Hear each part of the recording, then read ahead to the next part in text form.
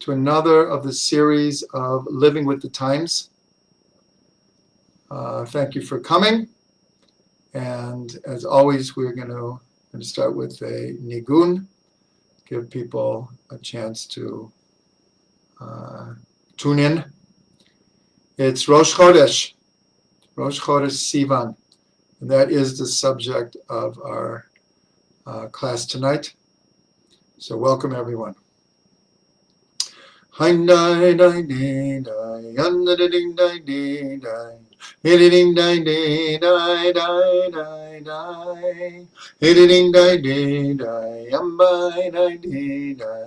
I nine nine nine nine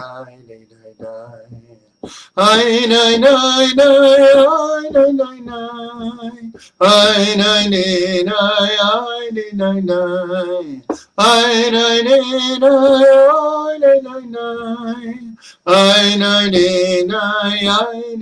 nine I nine nine nine nine Editing nine day die, editing nine day die,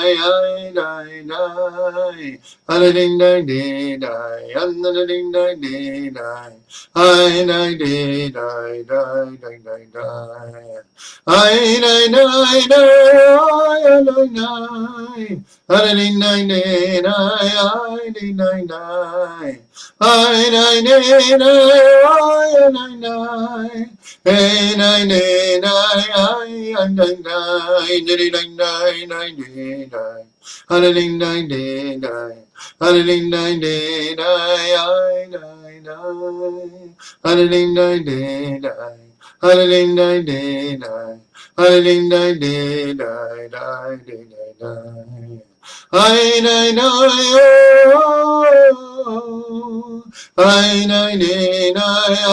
Hunting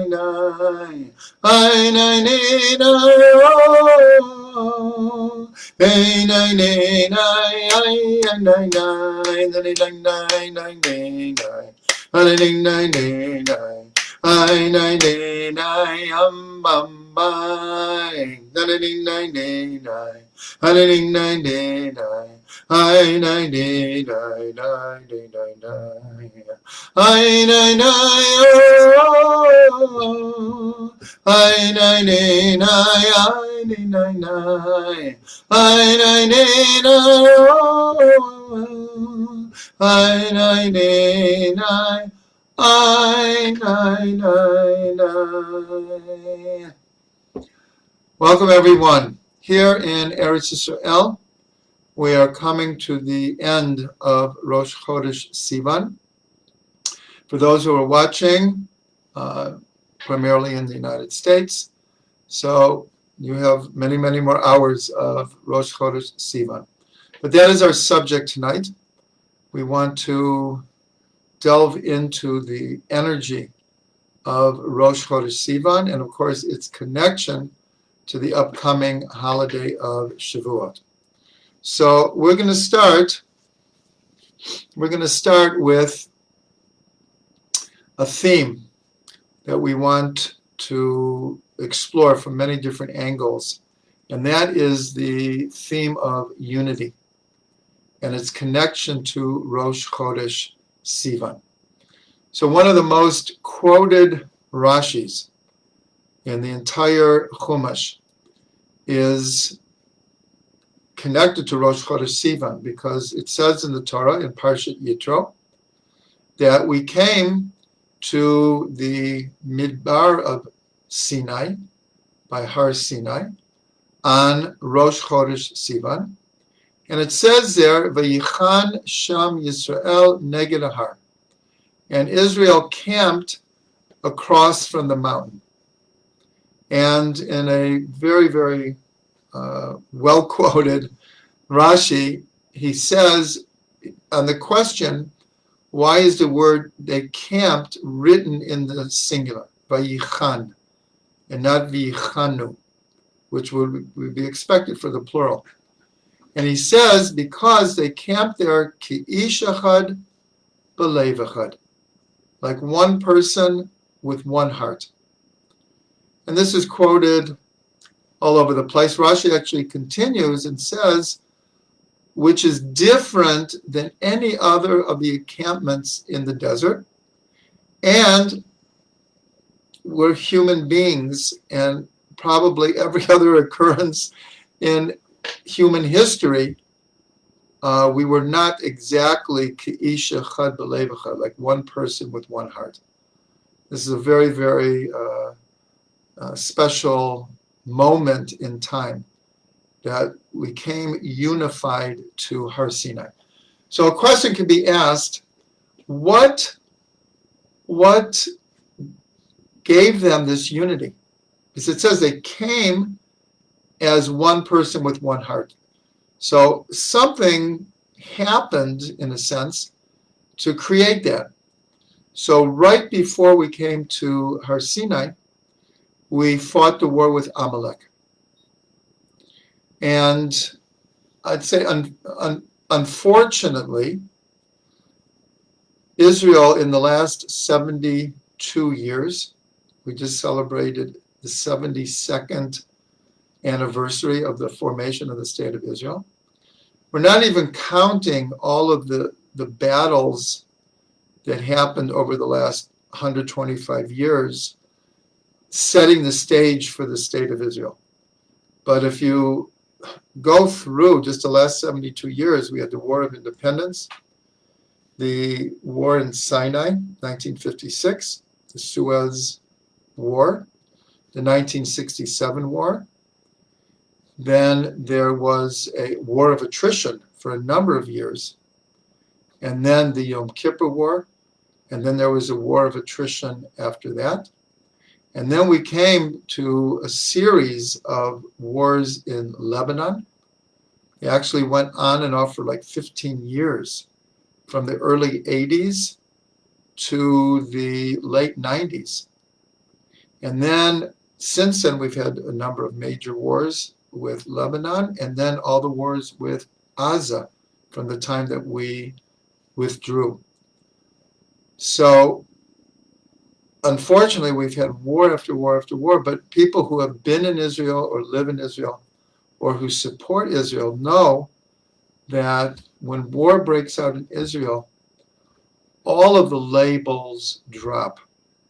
Right wing, left wing, religious, secular, Ashkenaz, Sephardi, they all drop, and people come together in an amazing, amazing way. And we could really see this not just in Israel, and it's very, very paradoxical that there was a real sense of unity during the shutdowns that were happening all over the world, where people were communicating like I am now, live on Facebook, on Zoom. And even though we were all separated, there was an incredible state of unity. So I'd like to give over something I just saw just a few hours ago, but it really, really moved me. So I want to give this over, is that there is a musician in Israel. His name is Aviv Geffen. Aviv Geffen is famous, or should we say infamous, for being extremely left-wing, counterculture, super counterculture. His father was also the same way. And I just saw this news report about him.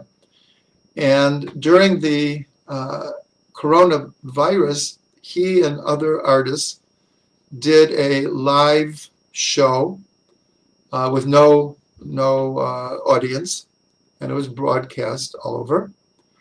And for whatever reason, right then, the city of Bnei Brak, which is an all-religious city, we're not going to go into it now, but they were a little bit behind the curve in accepting or understanding. It was really a matter of understanding all of the ramifications of the coronavirus. And therefore, there were many, many cases in Bnei Brak. And a lot of people used that to really, really bash the religious public.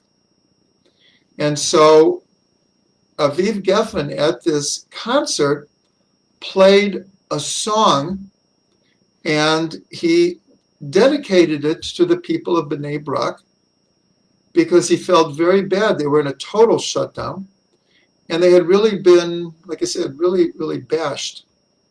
And he sang this song, which was totally out of character for him, totally. Afterwards, he checked his device, his phone, and there were hundreds and hundreds of messages, and he couldn't understand how that could be. And then it turns out that someone released his private phone number to people in Bnei Brak. And he started getting these messages from the same public that he had been vilifying for decades, actually decades. And he says that he just broke down crying when people were expressing all of this appreciation to him for thinking of them. And there was something like 420 messages. And he said he sat down and he got lost in these messages, and he was just crying the whole time until the cleanup person at like 4 a.m. came and said, like, you have to leave here. You have to leave here. So he's being interviewed, and the person who's interviewing him like couldn't really understand why he was so emotional. So I'm just going to read very quickly what he said. So he said, for years, we learned how to hate the other. He's religious, he's secular, he's this, he's that. I too was a soldier in this game. Suddenly, I saw the other. So how did the corona change me? Just like this, I learned to respect. A flame of love, simply amazing, was lit. I cannot even describe it in words, only in tears. So I was very moved when I read this.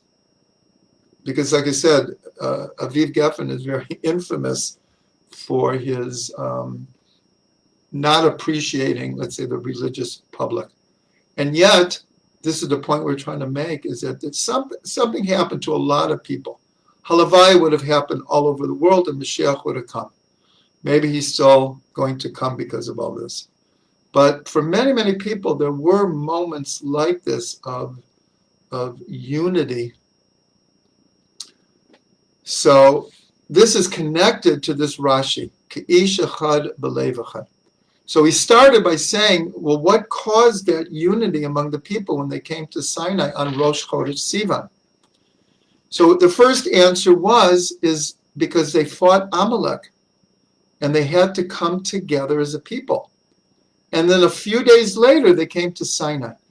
So they came with this feeling of total unity.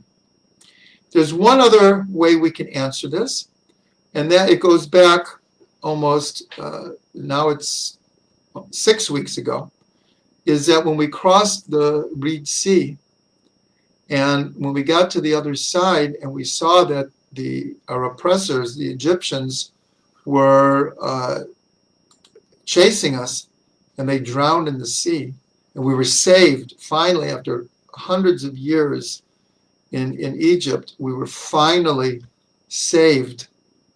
So we sang a song, the Song of the Sea, and that brought everyone together.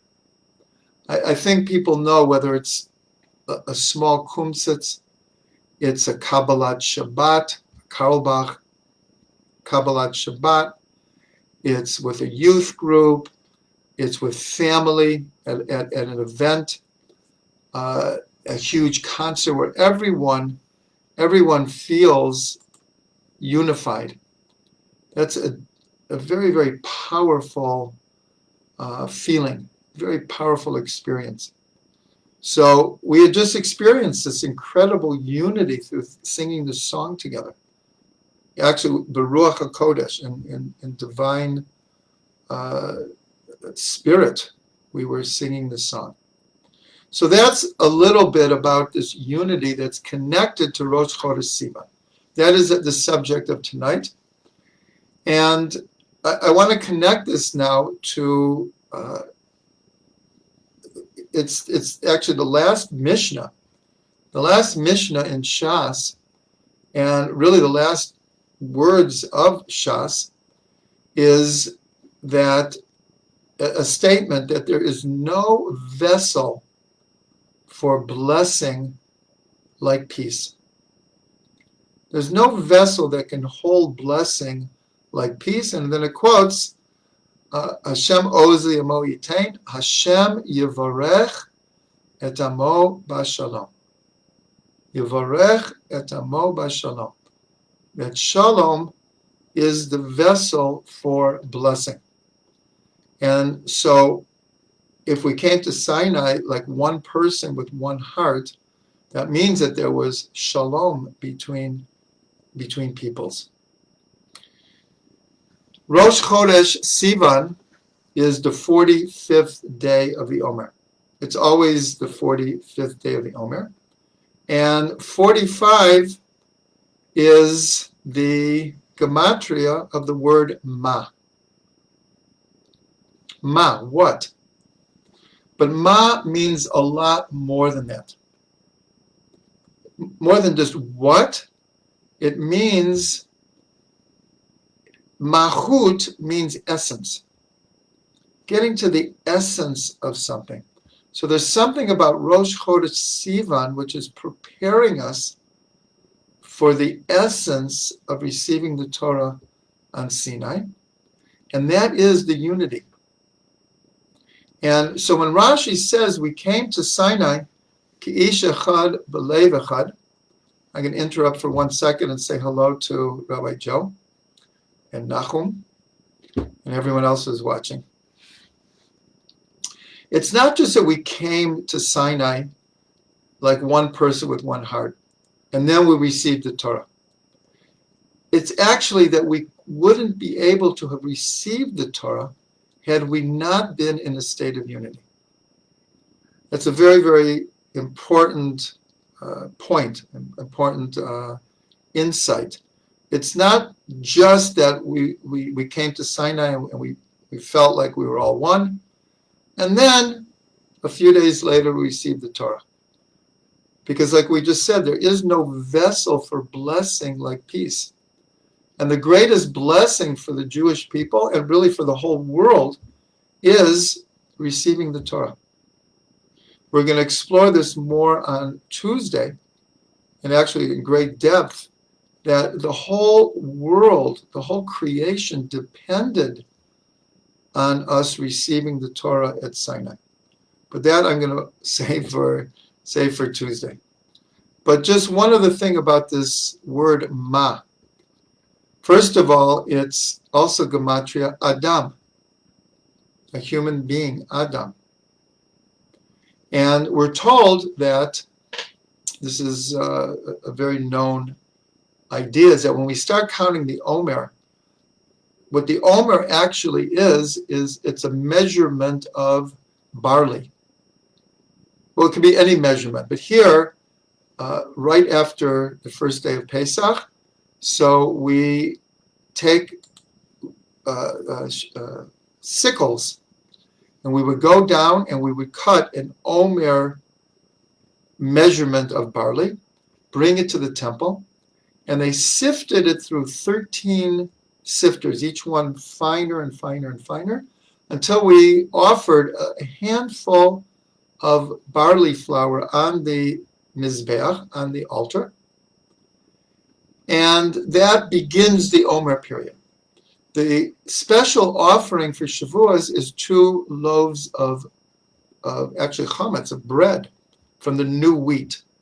So it's brought down that we begin the Omer with barley, and we end it with wheat. Barley is considered, in those days at least, it was more of an animal food. Humans ate it, but it was basically, it was fed to cattle. And that wheat is a human food.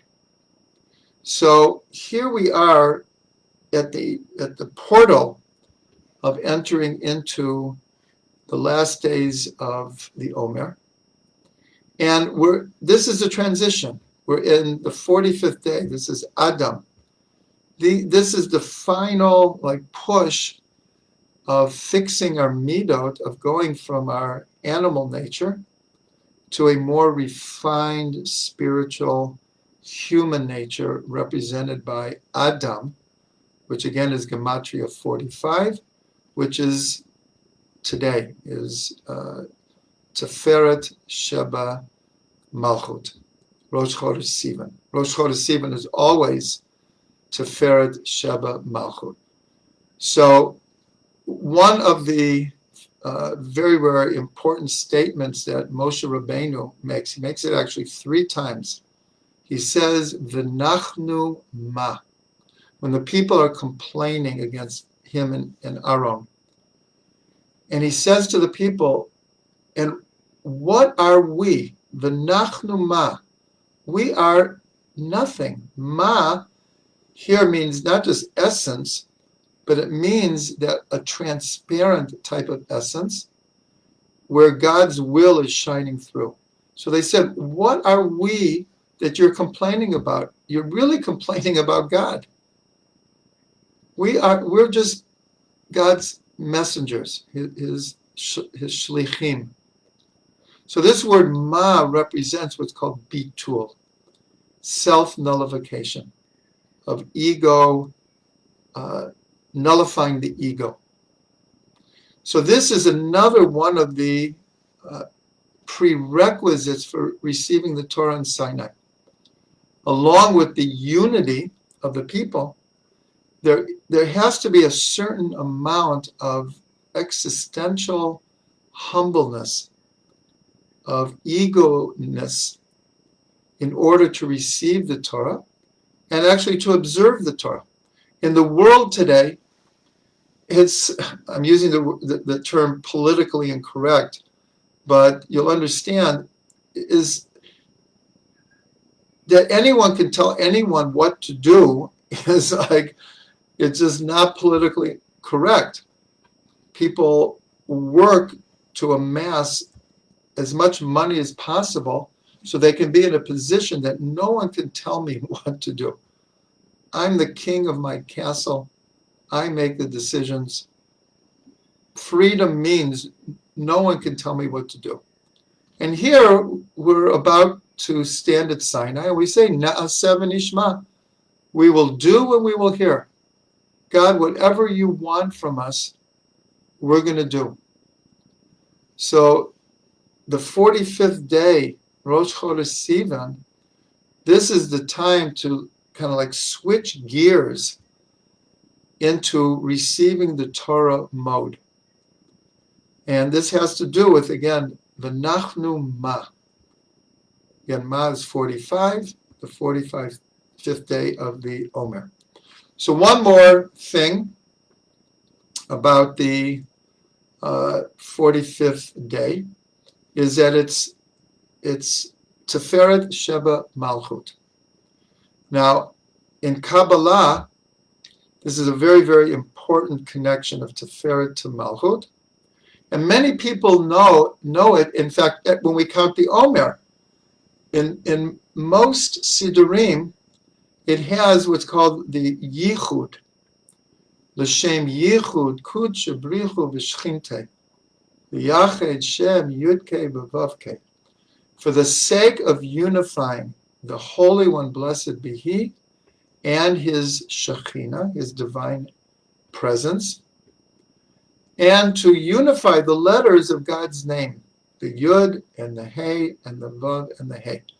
This comes out of the Zohar, comes out of the Arizal, and there are many explanations of this, but the idea of unifying the Holy One, blessed be He, and His Shekhinah, Kabbalistically means connecting Tiferet with Malchut. That's in a very Kabbalistic way. We're not going to go into that much, but to unify the Holy One, blessed be He, and Shekhinah in Kabbalistic terms means to unify Zer Anpin, what's called the smaller face, which Tiferet is right in the middle of the smaller face, with Nukva, with the feminine presence of Malchut.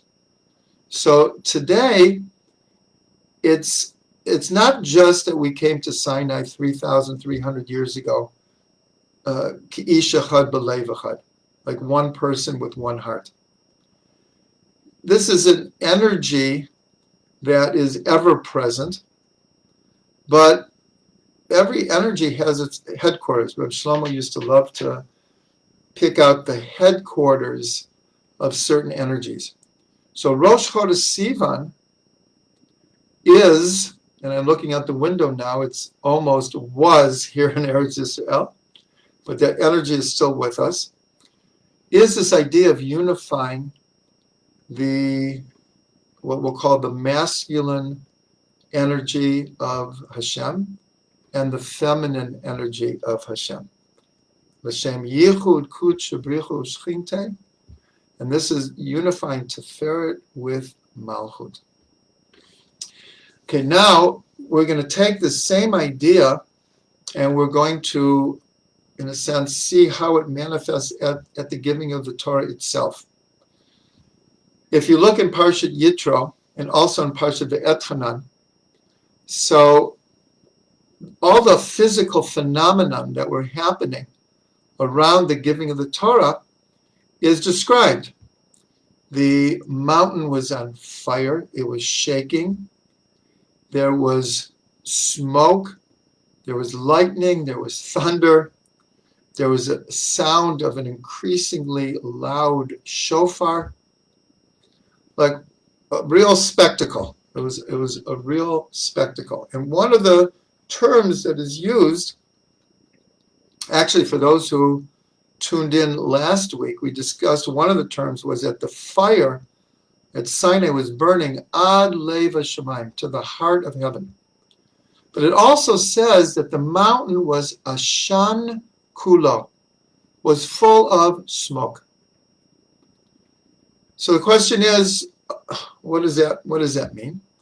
So this is a very, very deep Torah, because the first book of Kabbalah explains in many, many different ways this idea of olam, shana, and nefesh, of world, soul, and, world, year, and soul. So what does that mean? World means space. Year, shana, means time. And nefesh, soul, means consciousness. So it's brought down in Sefer Yetzirah and all subsequent books of Kabbalah that these stand for the different dimensions of reality. Now, the Sefer Yetzirah is from thousands of years ago, and yet it was only around 100 years ago that Albert Einstein revealed the idea that just like the three dimensions of space, that time is also envisioned as a dimension. It's what he called the Space-Time Continuum, that space and time are absolutely enmeshed together. So that's olam and shana, world and year, space and time. But what about nefesh, soul? So I invite anyone, you can Google this. Google something like the role of consciousness in modern physics. And you'll come up with probably scores and scores and scores of websites discussing how the role of consciousness is really now the cutting edge of physics, especially quantum physics. So here we see that Sefer Yetzirah was way ahead of its time. So why am I explaining all this? Because it's given over when it says that the mountain was Ashan Kulo, was full of smoke. This word Ashan is the three letters of these concepts. The ayin of Ashan is Olam, the shin of Ashan is Shana, and the nun of Ashan is Nefesh. World, year, and soul, which is translated as space, time, and consciousness. So what does that mean? This is connected to the idea that at Sinai, all of the dimensions merge together. And this is brought down in the Gemara, in Rashi, where the Torah says that they saw the sounds of the shofar. It doesn't say they heard them. It says they saw the sounds of the shofar. And Rashi says this is a phenomenon that happened then, and in a mass. We're talking about approximately 3 million people were at Sinai. Everyone is experiencing this. The Midrash says that the 7 heavens opened up. Another Midrash is every word that God spoke, it was so powerful that their souls left their bodies, and that God had to, in a sense, resurrect and bring the soul back to the body for each word that he spoke. And this concept of all the dimensions, all the senses that they could see what is usually only heard is called synesthesia. And actually, rare individuals have this ability even today. But not 3 million people at one time experiencing a complete fusion of all of the dimensions of reality. So again, this is another connection to unity. That's the theme we've been going through for the last half an hour, of taking this idea of Rashi, that we came to Sinai as Isha Chad B'Lev Echad, like one person with one heart, and saw how it's manifest in many, many different ways in the receiving of the Torah. Okay, so I just want to say l'chaim to everyone. L'chaim, l'chaim.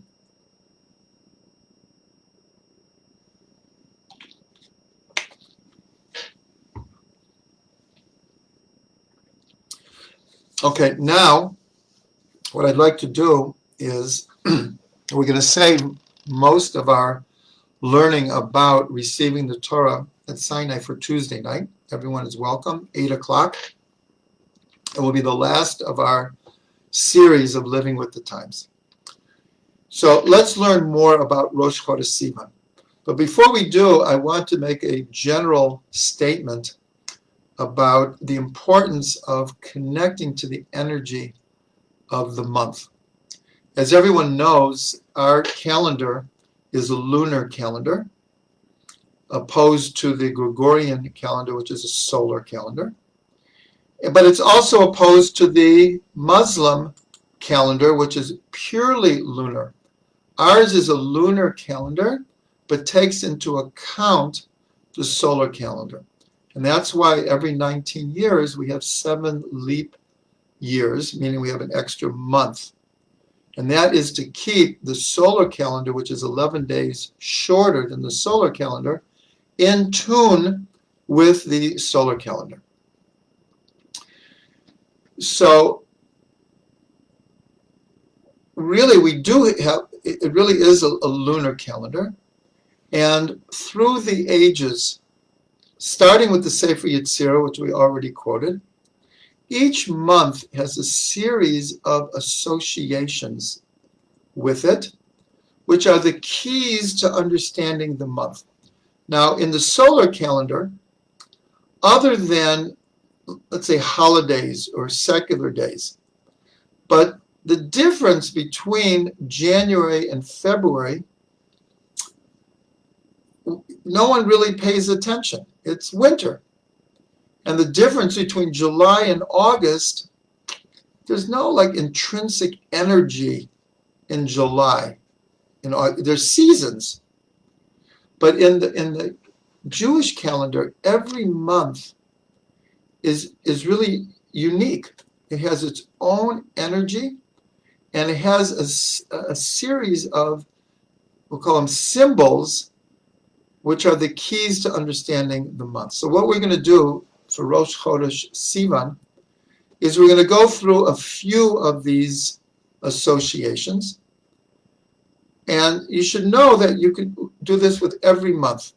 There are scores of websites that you just have to look up the meaning of the month of Sivan or any other of the months, and you'll get the same symbols, though, the same associations. So we're going to start with what's called the chush, the sense of the month of Sivan.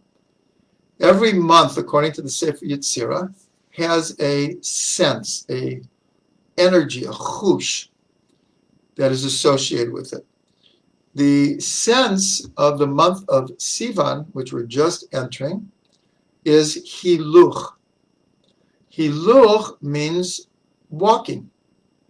And it's, of course, very close to the word for Jewish law, which is halacha, which literally means walking, progressing. That's the real meaning of it. Because if you looked at the name of the sense, you'd say hiluch. Everyone, we walk. What's the big deal? But we're not talking about physically walking. We're talking about the ability to progress. So of course that's connected to receiving the Torah, which is the law. And so it's not a coincidence that Jewish law is called halacha, and it's given in the month where the sense is of progress. So I'll mention now, this is the third month that we are counting the Omer. We began in Nisan, right after Pesach, second day of Pesach, the whole month of Iyar, and now the first week, almost a week, of Sivan. So we've been in a process of progression, counting the Omer every night. We're in the process of progressing, or as you were, climbing the mountain to Sinai. So that's this idea of hiluch. Now, in Kabbalah, the sphere of Netzach is called the right leg, and the sphere of Hod is called the left leg. The lower sphirot are the right and the left leg. And the idea of progressing is a combination of the right leg and the left leg. And so we're told that the expression getting off on the right foot, usually we think of walking forward first with the right foot. And that's the first burst of energy, the first inspiration, taking upon ourselves a new task, a new goal, a new mission. And we're on fire, we're enthusiastic, we're starting with the right foot. And that's Netzach. And Hod, though, you would think is, okay, that takes second place. But Hod is as important, if not more important. Because how many times do we start things, but somewhere in the middle we lose enthusiasm, we lose momentum. We don't even remember why we decided to do such a thing. And we give up, we drop it, or we finish it half-heartedly. So the chush, the sense of walking, of progressing, is really the key is in the left leg. And so here we are towards the end of Sfirat Omer. And we started in Pesach, like counting those first few days. But now we're We're just finishing the 45th day here.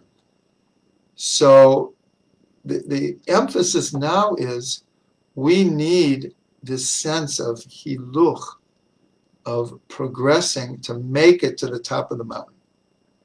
How many times have we started a tiyul and we wanted to get someplace and then a little bit harder than we thought, and we okay, we'll change the agenda here, but we want to make it to the top of Har Sinai. We want to make it to Shavuos. So that's this idea of hiluch. Okay, now we want to look at a very, very important thing, because each of the 12 months, we're told, is created through one of the 12 simple letters. In the Sefer Yetzirah, the letters are divided into 3 categories. 3 are called mother letters.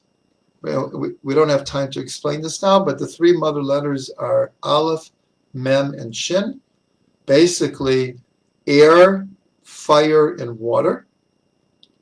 And then there's 7 what are called double letters. Those are the letters that have 2 pronunciations: Bet and Vet, Pe and Fe, Chaf and Kaf. And there are other letters also that we're not as familiar with the 2 pronunciations, but there's 7 double letters, and then there are 12 simple letters. Each one of the simple letters is the energy through which a month is created. What's interesting to note, it doesn't say in Sefer Yetzirah that the month of Sivan is represented by the letter Zayin. But it says through the letter Zayin, the month of Sivan was created. So we're going to look at the letter Zayin for a second. And I just want to show everyone that this is a Zayin, the way it's written in the Torah. And here we see that in Hebrew, it's called Eshed Chayil Ateret Ba'ala. The woman of valor is the crown of her husband. And just to explain very simply that this part of the Zayin is considered a Vav. This is the preceding letter of Vav, but then it has a crown in it. And not only that, but it has three tagim on the top. So this is the letter through which the month of Sivan is created. So what's the significance of this?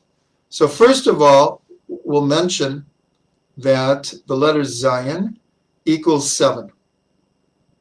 So there is a discussion in the Gemara, in Rashi, on exactly which day the Torah was given. We celebrate Sivan every year on the 6th day of Sivan. We're going to discuss that in much greater detail on Tuesday night. What's the significance that it's the 6th of Sivan? But there is an opinion, and it appears that Rashi agrees with this opinion by Rabbi Yossi in the Gemara, that Moshe added 1 extra day because God told Moshe to tell the people to prepare for receiving the Torah, because on the 3rd day that God would appear to them and give them the Torah, and that they should prepare until then. So God told Moshe this in the middle of the day. Moshe felt that it needed 3 complete days of preparation, and then God would give the Torah. So according to Rabbi Yossi, he added 1 day, even though now we always celebrate Shavuos on the 6th of Sivan, but there's a strong opinion, a very strong opinion, that at Har Sinai was actually given on the 7th day. But in the Gemara it says, everyone agrees, B'chulei Alma, B'Shabbat HaTorah Nitna, that the Torah was given on Shabbos. Everyone agrees. So that means that there's a disagreement which day we actually Egypt. That's a whole other discussion. But everyone agrees it was given on the 7th day. So whether you hold it was on the 6th of Sivan or the 7th of Sivan, everyone agrees it was on Shabbos. And of course, the letter Zayin equals 7. And also, we're receiving the Torah after counting Sheva Shabbatot Tamimot, 7 complete weeks. So there's something about receiving the Torah that it only comes after 7 complete weeks. We have a number of connections, therefore, between Shavuos and the number 7. The generation that received the Torah is the 7th generation from Avram. In other words, it waited from Avram until the 7th generation to receive the Torah. Now, let's look at the shape again. This shape is very significant because this Vav, a Vav equals 6. A Vav equals 6. And the crown on it, it's explained that this is, in a sense, a pictorial explanation of a number of things. One is that, in a sense, God had planned to give the Torah on the 6th day, but he accepted Moshe's adding a day. So this up here, this represents the oral Torah. It's a very, very beautiful idea, is that the Vav represents the written Torah, and the crown on the written Torah is the oral Torah. Now we know that the written Torah cannot be understood without the oral Torah. Not only could we not understand it, but we would misunderstand it. But more than that is that along with the written Torah, so Moshe received the oral Torah and spent 40 years explaining it to Am Yisrael. But the beautiful thing is the oral Torah has never ended. In fact, what we're doing right now, learning Torah, is part of the oral tradition. That either any minute a new idea could come into my mind that I've never thought about before and no one's ever said. Or you who are listening, that something that I will say will spark a realization that you've never had and no one else has ever had. So this is like a crown.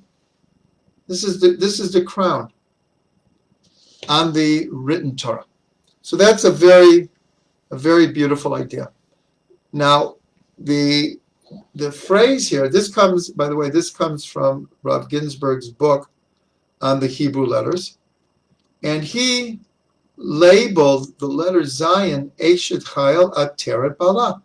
A woman of valor is the crown of her husband. In Kabbalah, the letter Vav is always associated with a masculine energy, whereas the letter Zayin is always representing the feminine. So this is one of the secrets of Shabbat. And also, because we're in the week of Malchut now, in counting the Sefirot, that even though our first impression, when you say Malchut, and you translate it to mean kingdom, so we immediately think of a masculine energy. But throughout Kabbalah, and we mentioned it before in L'Shem Yichud Kudsha Brichu V'Shchinte, Malchut is a feminine energy. It's always considered a feminine energy. And it's the 7th of the lower sphera. It's the last sphera of counting Omer, the 7th week. And that is what is connected to the letter Zion. Letter Zion is 7. So all of these connections bring a unity to understanding how the month of Sivan is created through the letter Zion. One of the, call them the heroes of Shavuos, is David HaMelech. David HaMelech was the king. He was the second king of Israel, but he established Malchut. Shaul was only for a few years, and David ruled for 40 years. And until Mashiach comes, Mashiach ben David, he conquered Jerusalem, and he established the Malchut in Jerusalem, and he passes away on Shavuos.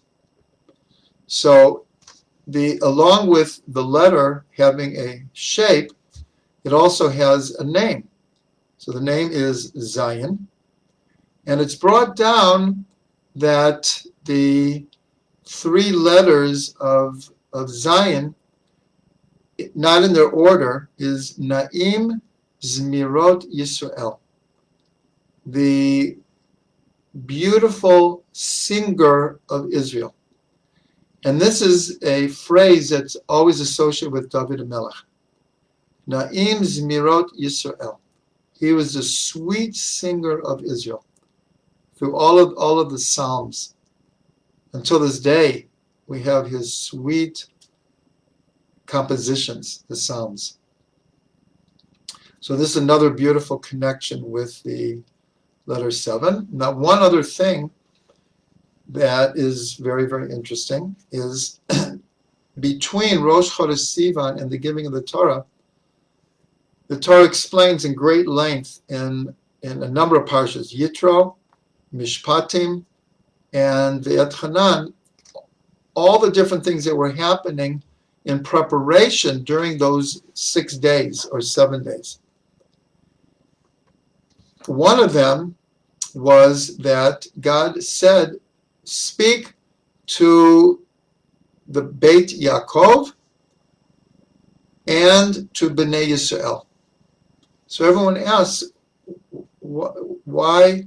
And it uses the language of Amirah, to say, but the word is Amirah, for the Beit Yaakov, and the Bnei Yisrael is Ledaber, which is a harder language. And so Rashi explains that the Beit Yaakov, God said, speak to the women first, and then speak to the men. And speak to the women in a gentler language, and speak to the men in a sharper language. So there are many, many ideas of why the women were spoken to first. A few of them are very, very practical and based in the occurrences in the desert. One is that, according to tradition, the women did not give their gold for the golden calf. They didn't buy into the whole scene at all. And also with the spies, that they didn't stand at their tent and cry. They had a faith to come into Eretz Yisrael. So the women were considered more faithful and more loyal. And so God, in a sense, as a reward, even though these occurrences didn't happen till later, but of course, God knows everything beforehand. So he said, speak to the women first, because they're like the foundation of Am Yisrael here. They are more loyal and more faithful.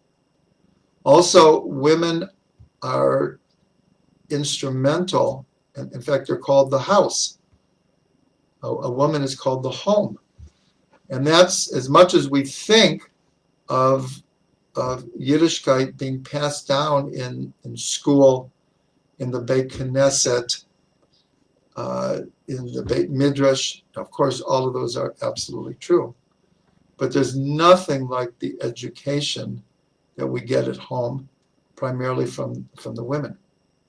So these are, in a sense, very practical reasons why God spoke to the women first. There's another deeper reason, is that in the Garden of Eden,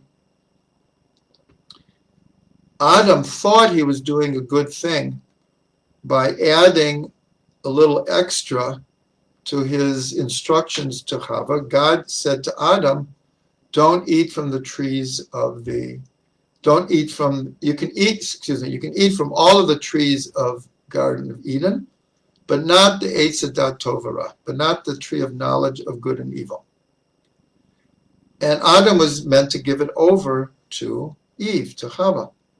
When he did, he added not to touch it.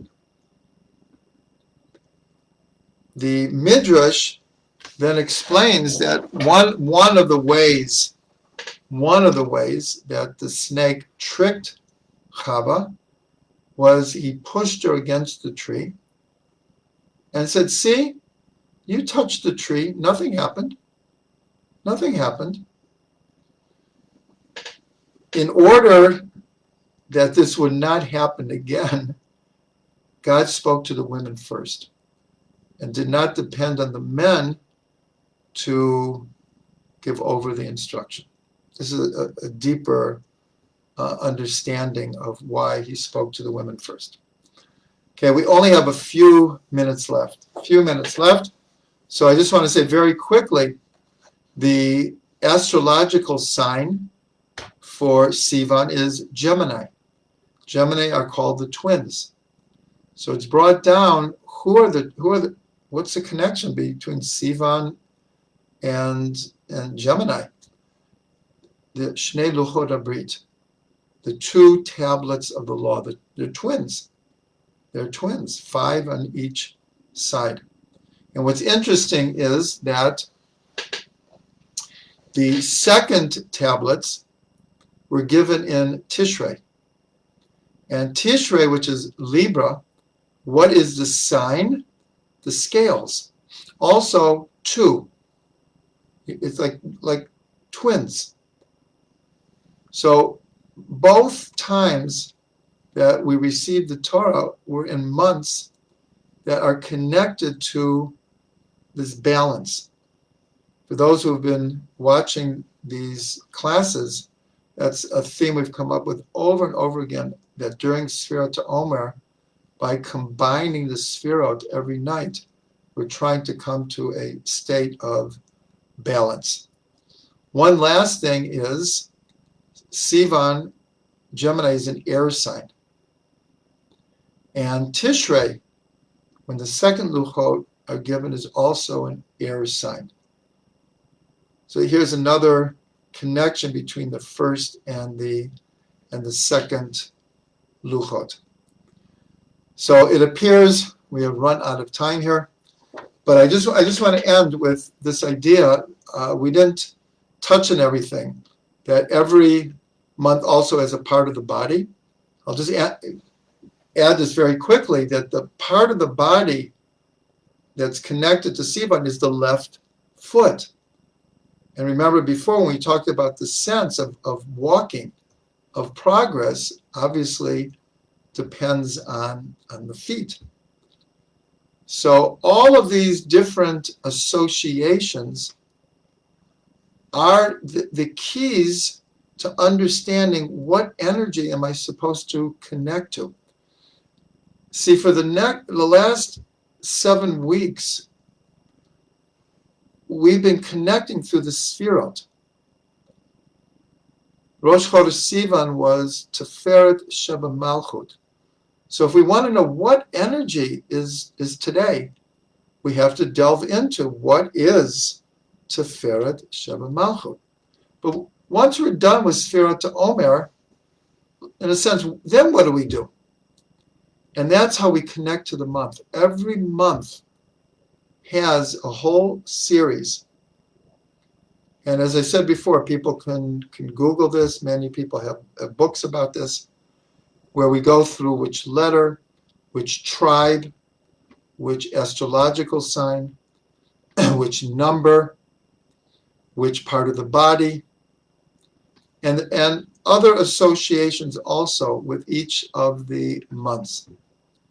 So I want to take this opportunity again to invite everyone for Tuesday night at 8 o'clock. It's our last class in this series. After that, we will be announcing other online learning. So I want to end with a blessing that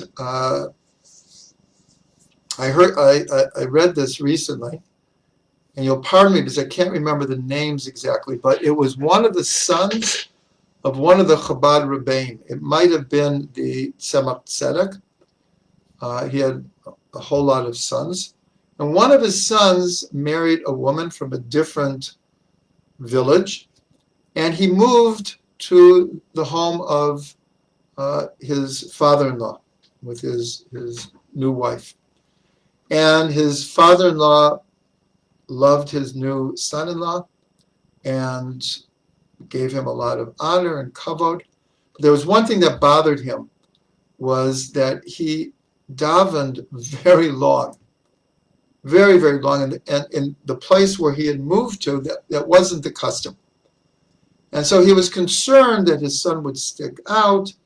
And so he said, as part of the, like, can you marry my daughter, is I want you to promise me that you'll daven in a minyan like everyone else, and not by yourself and taking hours and hours. And he agreed. He agreed he would daven with a minyan. That's what he agreed to. So after a short amount of time, it became very apparent that he wasn't davening with the minyan. Father-in-law was a little bit upset, and he said, you promised to daven with a minyan. And he said, I do daven with a minyan every day. I daven with all 10 powers of my soul. And when the father-in-law heard this, you would think he would get like, what a chutzpah. But instead, he was very impressed that he had the sense to say something like that. So I want to take this story as a blessing for all of us, because for the last 6 weeks, we're in the last week now, we have been, in a sense, davening with our different soul components, with Chesed and Gevura and Tiferet and Netzach and Hod and Yesod, and now Malchut. And as we said in the very beginning of the series, that the Ari explained that even though we're only counting the lower 7 Sfirot, the idea is to draw down what's called Mochin, to draw down Chachma, Bina, and Dat into the lower Sfirot. How do we do that? Very simply, by contemplating the energy of the day. Not just counting the days and saying, today is whatever, Chesed Sheba Gevura. But we draw down Mochin into the heart through contemplation. So I just want to give everyone a blessing these last days of counting the Omer, that we daven with a minyan, and that we review and we internalize and we integrate all of these soul powers that we've been contemplating for the entire Sfira to Omer. So thank you for joining us, and Chodesh Tov.